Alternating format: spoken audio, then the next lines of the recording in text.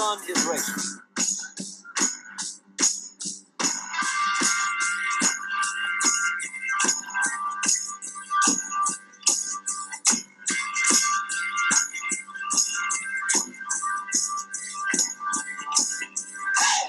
Welcome, race fans, to another episode of the Rubbin' Is Racing Daily Fantasy NASCAR Show. This week, NASCAR heads to the Commonwealth of Virginia for the Toyota Owners 400. Stages are at laps 100, lap 200, then they'll race the final 200 laps all the way to the finish. Interesting fact here is that the pole winner has won from the pole 23 times out of 125 races. As far as the top five, that's happened 71 times for 57%. But the burning question is, will a Toyota win at the Toyota Owners 400? I've got another question for you. This is a little bit of fun trivia, a little bit of a curveball. Liehr, I'm going to let you try to answer. You guys can try to answer it at home. Since we're in the Commonwealth of Virginia, in the United States, there are 4 Commonwealths. Can you name them? Virginia's one. You know the other 3?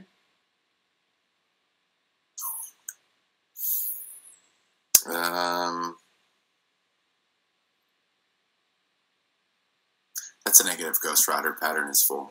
All right, man. It's Pennsylvania, Massachusetts, and Kentucky are the other 3 Commonwealths. Fun Commonwealth trivia there for you. All right, guys. Well, here's a question back for you. All right. What constitutes a Commonwealth? Honestly, it's the exact same thing as a state. The only difference is they use the name Commonwealth to denote a further hatred for the king and monarch-style rule. It dates all the way back to the foundation of our country. So there you go. Yeah, I probably learned that a long time ago, and it just... See, it's one of those things I filed away for a rainy day, and there it was. You asked it, so there we go. Speaking of rainy days, we had a final practice washed out, and it's supposed to rain all morning and afternoon tomorrow, with rain stopping around 4 p.m., giving them ample time to dry the track. However, there's still around a 20% chance of rain during race time, which is scheduled to start at 7:30 p.m. Eastern on the Fox Network. You know, Liehr, they say Virginia is for lovers. What drivers are you in love with this week? Huh? Like that transition? That's pretty good. Well, I don't know, man. As far as last week, we didn't get our rain delay at Bristol. I didn't get to watch it. I ended up having to watch it later on in DVR, but we had a couple people watch the show that actually won their tournament. So congratulations to you guys, and thanks for letting us know and passing the buck along. I appreciate it, and we always appreciate you guys watching the show. But as far as this week, brother, I mean, one, we're facing a impound race. So what we give you today and tonight for tomorrow may be inconsequential, essentially, because we have no idea who is going to pass or fail inspection. And that starts off with our number 1 pole sitter and the man in question. Can he make it 2 weeks in a row, failing inspection? And that's Kevin Harvick.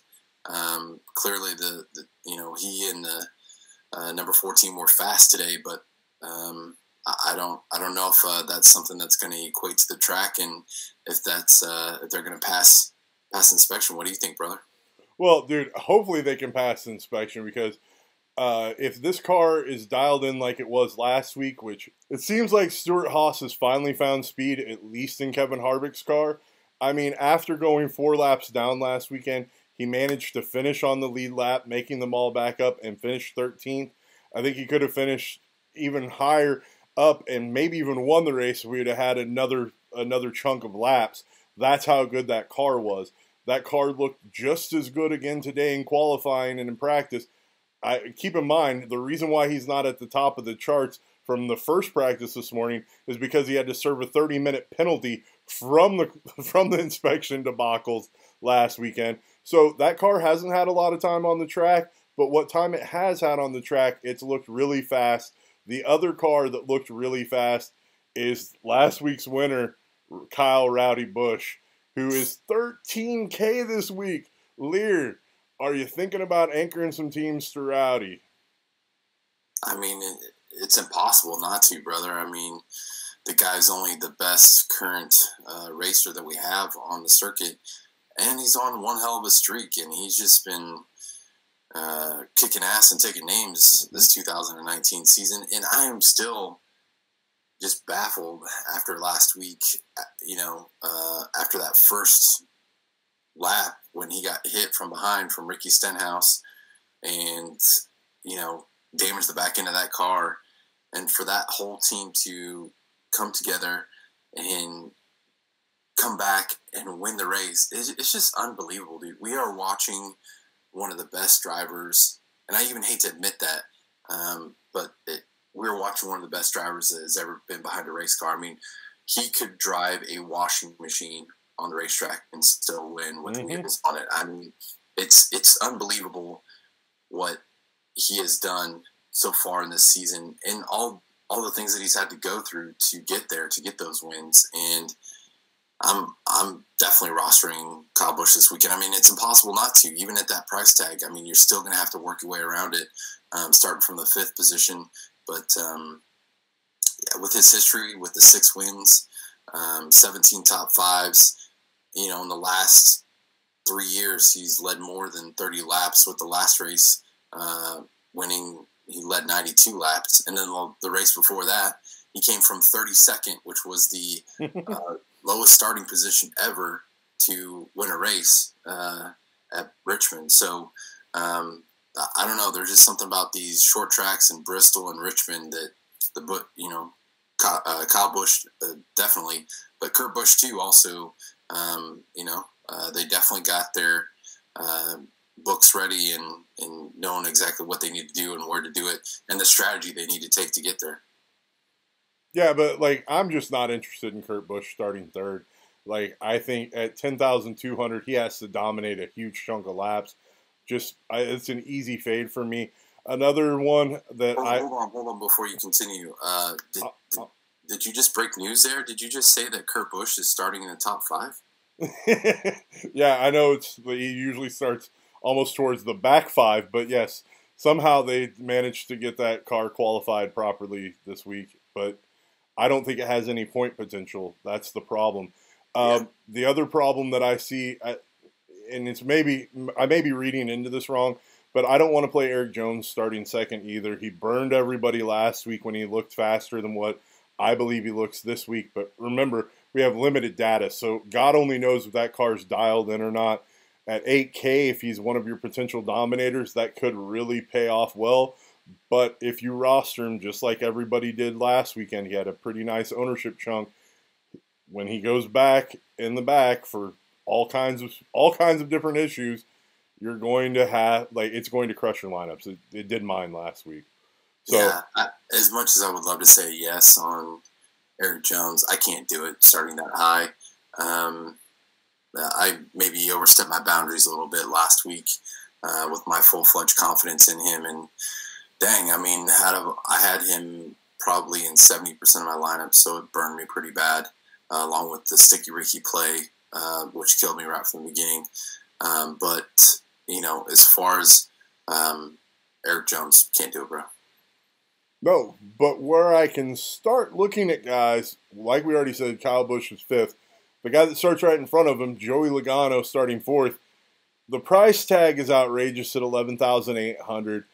But if he's going to go out and dominate, that might be an interesting play, as he was required to be on the winning lineup last week. That one sort of interests me. I'm not really interested in Truex starting 6th. As much as I love the guy and as much as he runs really well at short tracks, he still doesn't have a win at 1. And I don't see him paying off his $9,800 price tag. And Chase Elliott will be over-owned than what he should be starting from the 7th position. I'm not a believer in that car either at $9,500. Do you have any opinions on those guys that differ from mine, brother? I mean, man, Joey Logano, he helped me out a ton last week, having him in that one lineup with Ryan Blaney. I just didn't have the other pieces to go along with it. But again, we talked about doing a Team Penske stack. Obviously, you didn't want to have Keselowski last week. But again, this week, Joey Logano has been showing speed pretty much at every single track. And, this is a track that he's won at before. He's got 2 wins under his belt. He's got 8 top 5s out of 20 starts. And, starting from that 4th position, right? You got to have exposure on Joey Logano. You definitely have to. And again, this is going to be, in my own personal opinion, I don't think it's going to be a one dominant, car type of race. I think this is going to be a multi-car domination. And I know that we don't have, obviously, the fastest laps and laps led that we did last week at Bristol for the 500. But, still, you got to have exposure to the guys that are going to capture all those points. And I know he's expensive this week at 11-8, but you got to have exposure on Joey Logano. But as far as Truex Jr., man, I had him quite a bit last week, I believe he started from the 23rd position. But, man, again, a killer. Those guys just still haven't gotten it yet in the 2019 season. They're struggling with that transition over to JGR. So, again, somebody that you definitely got to probably have a little bit of exposure on, I think, Truex, because he's had some really good races here at Richmond. He just hasn't been able to, fly underneath that checkered flag for the win because he's definitely had some dominant performances here. So as far as Truex, he's got 26 starts here. Does not have a win like we stated, but he does have 3 top 5s. But out of the last 3 races, bro, he's led 198 laps 3 years ago, starting 5th. When he started on the pole last year, this race, he led 121. And then in the fall, he started from the 3rd position and led 163 laps. Now, do I think he's up to snuff with the Furniture Road racing like he was in the past 3 years? No, with JGR, they're just not there yet. But does the guy behind the wheel have experience doing it? Yeah, he does. But, I'm probably going to have a little bit of exposure on Truex.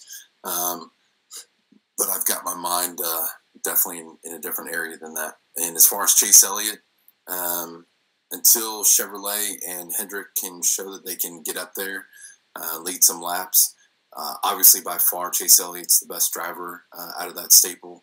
But I just can't pull the trigger on Chase Elliott, not just yet, not at $9,500. I'm sorry, dude. You just said Chase Elliott is the best driver out of that stable with Jimmy Johnson in that stable. Like, until Chase Elliott wins championships like Jimmy Johnson. I'm talking about right now. Oh, fair enough. You could say this season, but, like, you can't claim the best driver. Like, you got to put a modifier on that, brother. Oh, I'm sorry. I'm in right now. Right fair now, enough. Chase Elliott is the best driver in Hendrick Motorsports. Fair enough. All right, dude. The next guy, a couple of drivers are Austin Dillon, who I want no piece of, starting 8th. That's too high for him. Daniel Suarez starting 9th. I don't want a piece of him either. You would have to have him dominating to play from that area. At 7,500, I guess he could hold his own, but I see other things happening with a lot of these place differential guys that we're going to talk about here in a little bit. Let's just round out this top group of qualifying with Jimmy Johnson, the greatest driver of all time, not named Kyle Busch, that's active right now, and or Kevin Harvick. And I think that's clear. When Chase Elliott starts winning on those guys' records, then we can call him good and great, in my opinion. But whatever. And then the surprise, darling of the season, Chris Buescher starting 11th. That car is fast this year. His teammate was even a top 20 qualifying effort. Can we believe in Buescher or any of these other guys? Liehr? We'll just start where you left off there. Chris Buescher has had a great season so far for JTG. And, if they didn't have to pit last week, he would have easily had a top 10 finish and was a guy that you wanted to have on your roster last week at Bristol. And he was hanging up in the top 10 for most of the race. So he's been impressive this season. Definitely I like me some Chris Buescher, but to be quite honest with you, do I see him sticking around and hanging around that top 10, top 15?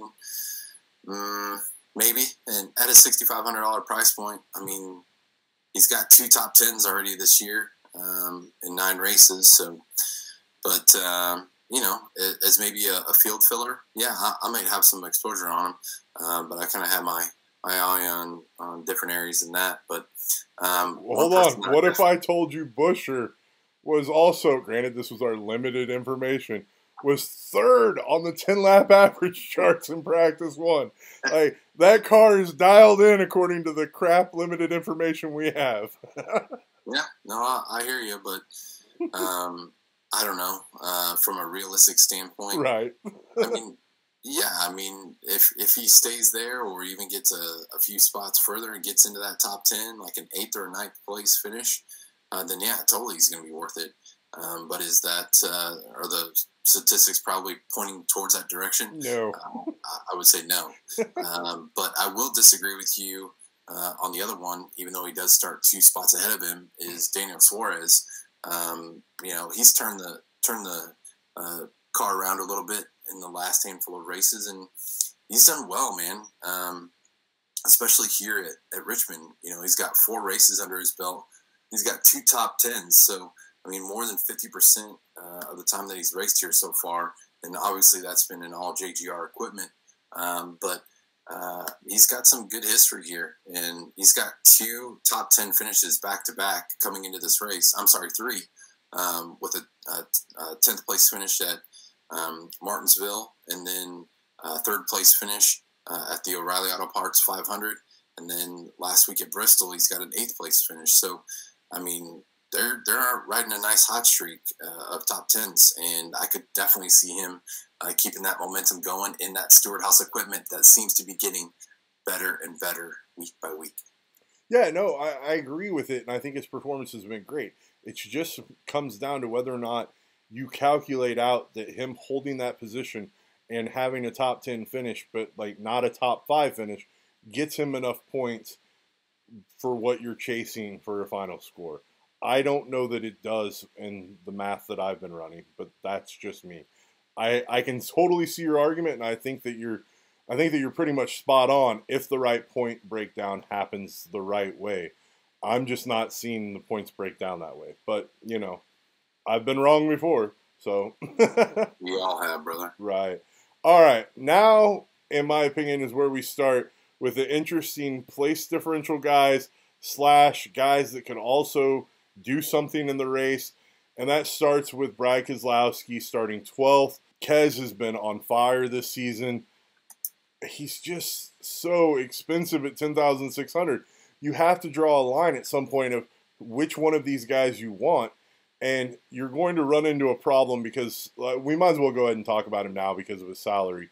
Ryan Blaney is starting 29th, and he's $11,100.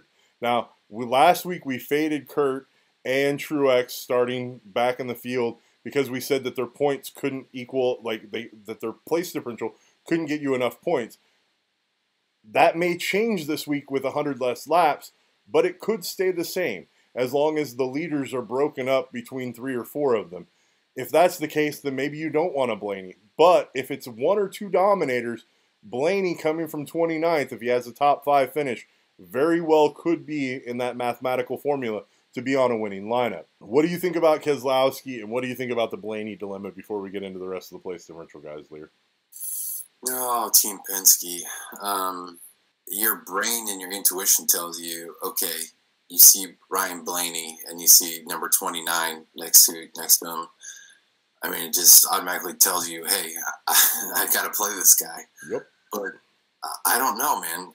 I think because of that price that he has of $11,100, that totally, if you have to get a dominator along with that, like a Kyle Busch or Joey Logano, or if you're going to roll maybe a Chase Elliott or a Truex with maybe one of those other guys, that totally puts you in scrubland. Oh yeah. Yes, it does, and that's the problem this week, is that the combinations are there. They just put you in really bad positions. As far as the Kes play, I mean, he's definitely one sneaky guy here at Richmond. I mean, he does have one win, but out of 19 starts, he's only got 4 top 5s. So, I mean, he's still hovering right around that 25% mark. But he does have a lot of laps led here at 840. So, you know, when he does get up there towards the top, he does leave a lot of laps. So, but this weekend, I just don't know if that car is going to have the speed. And I was kind of surprised last week that they ran into the issues that they were having. But, you know, the other thing with them is they weren't practicing very well either today. They were 22nd. So, yeah, and I mean, if we're being honest, none of the Penske cars really practiced very well in that first early morning practice. But I don't know what to make of that, and it really bothers me. Because, I mean, they're not even going to be racing in the same type of environment that they're, you know, practicing in, because it's totally going to be – by the way, I'm totally excited for our first night race of the season. It's going to be awesome to see Richmond under the lights. But, yeah, totally different racing environment. Maybe even we race Sunday morning if the rain works weird. I don't know, man. All I know is we don't have real data to base – like throwing Team Penske under the bus per se and not rostering them, and they've been the hottest team on track all season long. So, yes. You know, people may fade them, and that may be the wrong move in making you want to play them. I don't know, man. This week is really a guesswork for everybody involved. Anybody that will stand there and tell you that they know the right combination this week is straight lying to you, because they're having to make something up or fill in the blanks somewhere with without real information. So let's just continue to go down the list of these guys. We've got Larson starting 14th. He's 9,200. Amarola starting 15th at 77. That's an interesting play. Yes. You've got Stenhouse at 16th after burning everybody last week at 7,300. He'll probably be under-owned. Alex Bowman starting 17th is another interesting place differential play at 7,100. And then you have Denny Hamlin, who has been way better than an 18th place qualifying effort and is one of the cheapest better drivers at 8,900. I think you definitely have to start that off with Mr. Denny Hamlin from the 18th position, coming home to his home track. I mean, he's from the Virginia area, so you know, this is going to be extra special for him here at Richmond. So definitely somebody that you got to be cognizant of. I mean, he's got 25 starts with 3 wins. Granted, the last win came all the way back in 2016, but a guy that, you know, again, has got 2 wins under his belt already in the 2019 season, and he's nothing but riding the dice, baby. So he's got nothing to lose. He's at his home track. He's $8,900.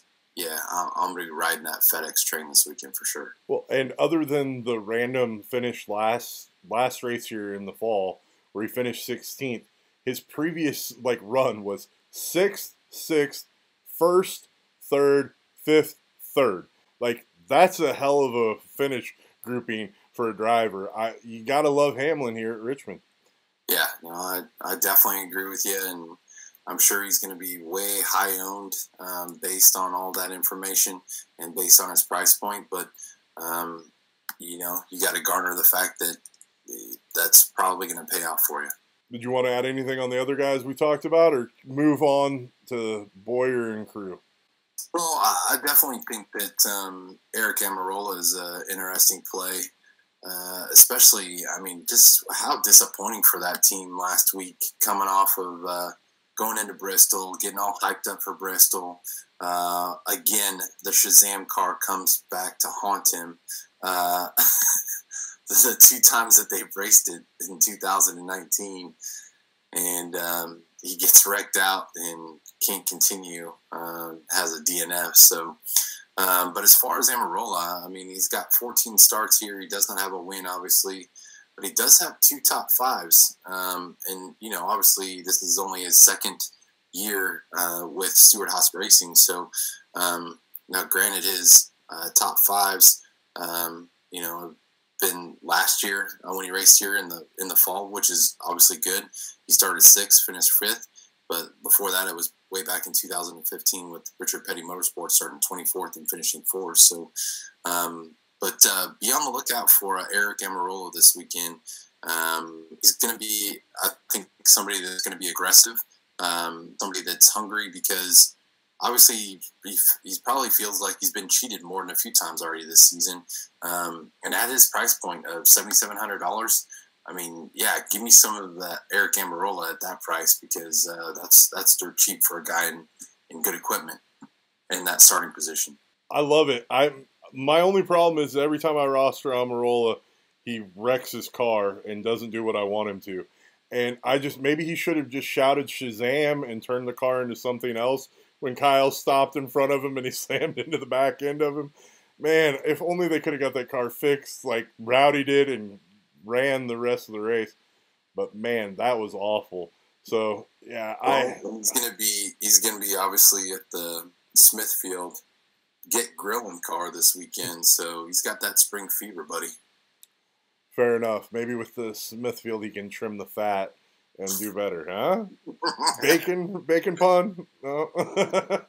All right, man. Let's move on to Boyer. Like, the guy has been a staple, was required to be on the winning lineup last weekend.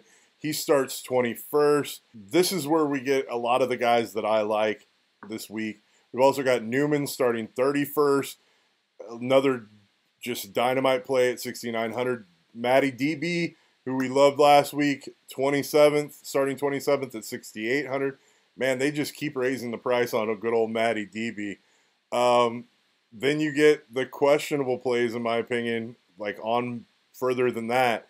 A little bit of interest with Reagan and McDowell and Tift, but it's the same interest that we have every week, and you're just guessing. The one guy I don't think I have to guess on, though, is starting 30th, and that's Ty Dillon after an amazing performance last week. 6,100. I really like that play starting 30th. Liehr, kind of your picks of the run-through of the lower tier of guys after Boyer? Yeah, I mean, definitely Boyer, somebody you got to be looking out for. They weren't too happy with their practicing today, along with their qualifying run.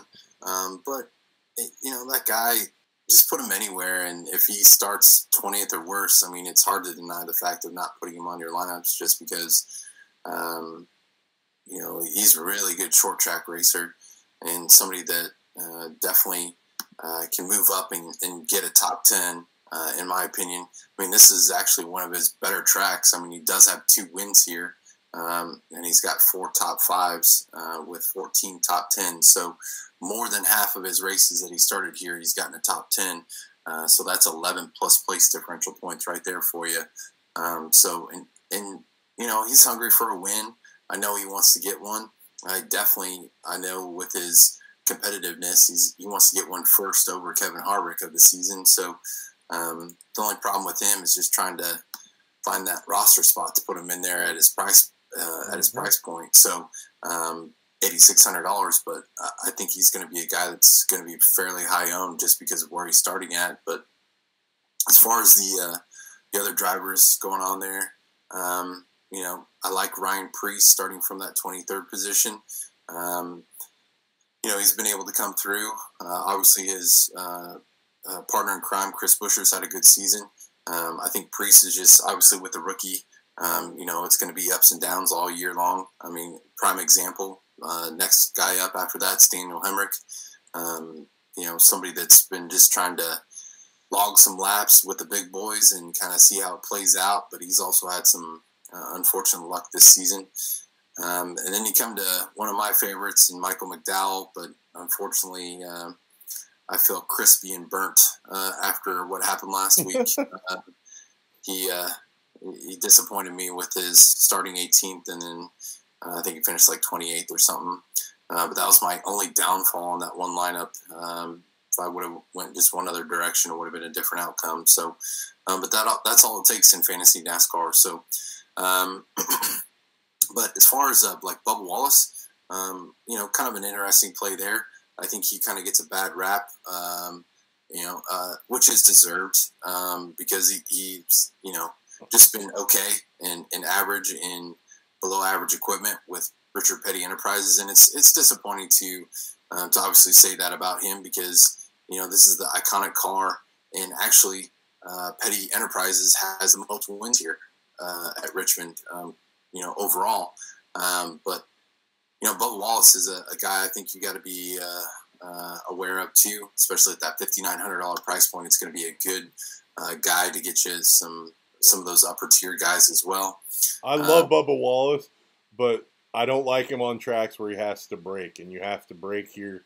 I just see him eating up his brakes and falling back. That's traditionally what he does. When he has to brake or turn right, like he can't do that either. So until he proves me different, man, I'm just not going to roster him. No, I hear you. But that may be the sentiment of everybody else too. So that you may get him lower than what you think. And at Bristol last week, he had a good finish. He finished 20th. So I'm just telling you, just think about it a little bit there on him. But other than that, yeah, dude, I love the Ty Dillon play. They did up his salary a little bit, which is definitely warranted to $6,100. But somebody you got to plug and play here, especially starting from that 30th position. And I know he's going to be probably crazy high owned, but it's definitely well warranted on him. Well, and the one guy I kind of left out of this group starts right behind him. Good old Newman. He's 6,900 and starts 31st. He has good pedigree at this track. That's an easy plug and play for place differential. He's going to be super high owned starting 31st. Your opinions on Newman? Hello, Newman.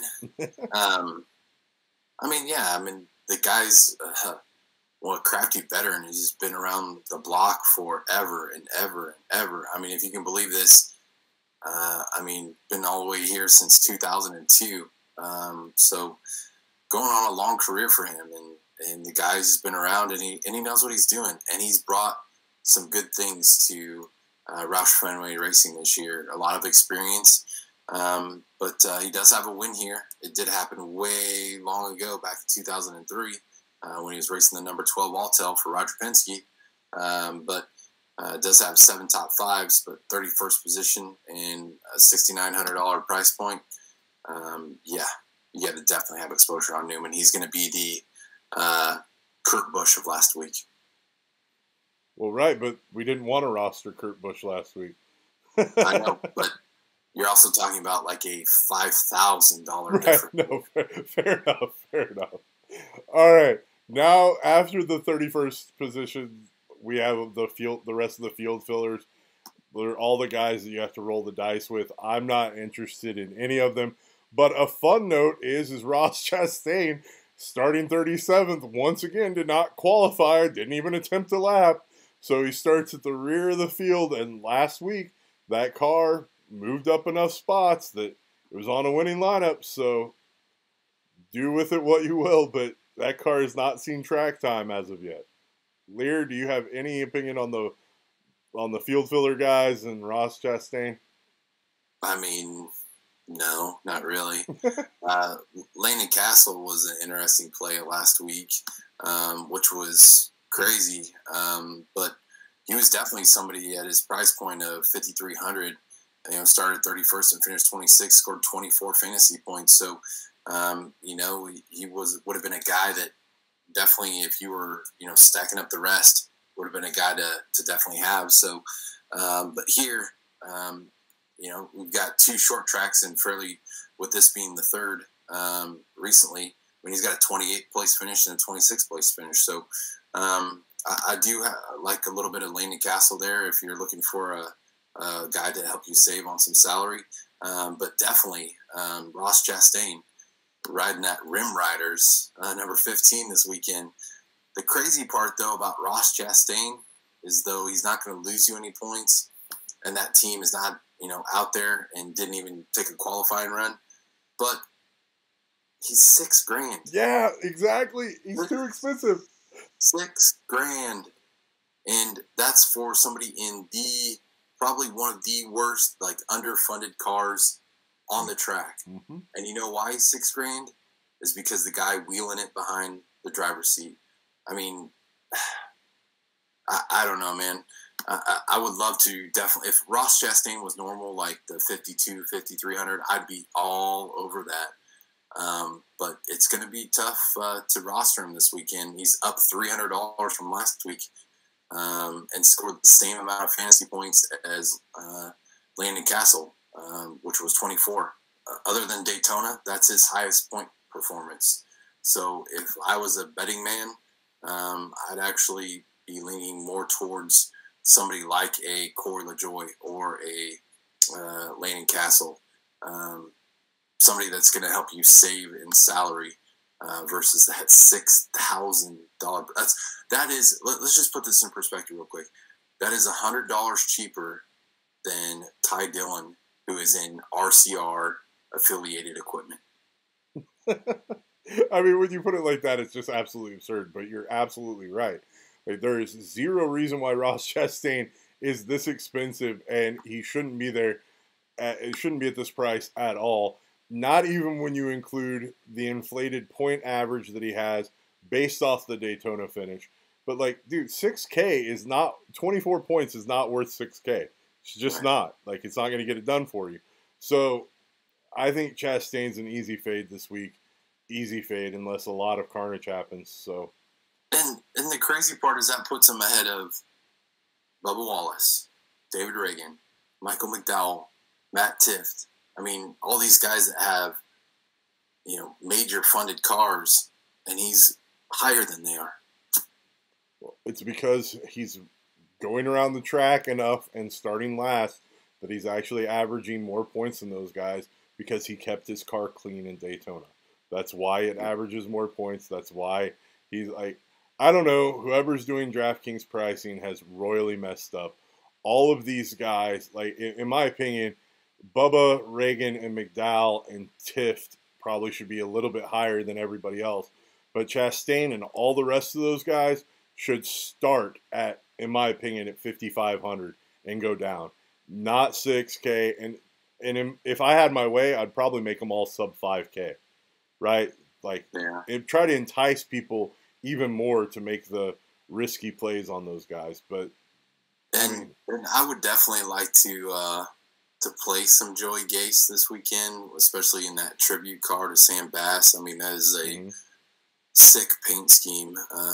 And rest in peace, Sam Bass. I mean, you were definitely a true icon of the sport. And definitely never be forgotten. But I just can't do it with the equipment that Joey Gase is in, and just the type of driver Joey Gase is. So, I couldn't agree more. Great tribute car. I wish it was on a. I wish it was on a competitive car that could actually finish well, right? Yeah. Just like I wish there was an actual Game of Thrones car this week with the start of Game of Thrones, the Saturday night race. Like, it'd have been cool to get an HBO sponsorship on a car somewhere, but we don't have that either. So, whatever. All right, Liehr, that's pretty much everybody we can talk about. How about you tell us about last week's race? Well, you pretty much already did. So just tell us who won the contest. You already told us like what it took to win. So just tell us who won the contest, and let's wrap up and get out of here. All right, brother. So, again, thank you guys for watching in the show and obviously participating in the league last week at the Food City 500. The winner of the race in the league is our good friend, D.A. Stiegels, with a 374. You had the Ryan Blaney, Clint Boyer, Chris Buescher. Had that Ross Chastain play with Joey Logano and Daniel Suarez for 374. So he had 50 points coming his way. And, again, thank you for participating, guys. And, again, you can check out the stats and the current standings and everything on www.fantasydonks.com. Yes, and once again, guys, thank you for tuning in. As always, remember to like, share, subscribe. And if you want to support the show and donate some money to the show, remember it's at rubbin'isracingdfs@gmail on PayPal. So there you go. Thanks, guys, as always, for tuning in. Have a great one. Let's win some money this week. Some of you won a bunch of money last week. Congrats. That is awesome. Take down those tournaments. Thank you again for the shout-outs. That was amazing. Love seeing our guys take down the money when it's not one of us. And Liehr was oh so close with a unique lineup there for a while. Oh, man. Nail biter. But anyways, guys, have a great weekend. We'll talk at you later. Liehr? All right, guys. Have a great weekend. Thanks for watching the show. Enjoy Saturday night racing. Bye, y'all.